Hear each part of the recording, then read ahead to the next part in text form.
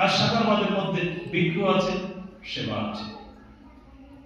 আর এই ভজনের জন্য ভজন বিনা পাই কিসে তোমার, ভজন ছাড়া হতে পারে না। আমরা যখন সাধুসঙ্গ করতে করতে গুরু অন্বেষণ করি, গুরুদেবের সান্নিধ্য লাভ করি, তখন গুরুদেবের সাথে আমাদের সম্বন্ধ কি দ্বারা হয়?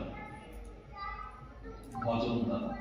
আমি দীক্ষা নিয়েছিলাম, তাই তো গুরুদেবের সাথে আমাদের সম্বন্ধ হয়েছে। যদি দীক্ষা না নিতাম, তার সাথে আমাদের সম্বন্ধ হতো না। আর এই সম্বন্ধ দ্বারাই ভজনের পরিপক্ক অবস্থা আমাদের লাভ হতে পারে। বিনা সম্বন্ধে আমাদের ভজন হতে পারে না। তো সম্বন্ধের জন্য প্রথম অবস্থা আমাদের কি সম্বন্ধ থাকে? দাস্য ভক্তি। তুমি প্রভু, আমি দাস। আর বৈষ্ণবদের মধ্যে যখন আমরা আর একটু ভালো করে তীক্ষ্ণ দৃষ্টি দিয়ে অন্বেষণ করি, তখন দেখি না, আমি দাস না। আমি কি? আমি দাস, অনুদাস। আমার গুরুদেব গোবিন্দের দাস, আমি তার দাস। তাহলে কার দাস হলাম? আমি দাসানুদাস হলাম।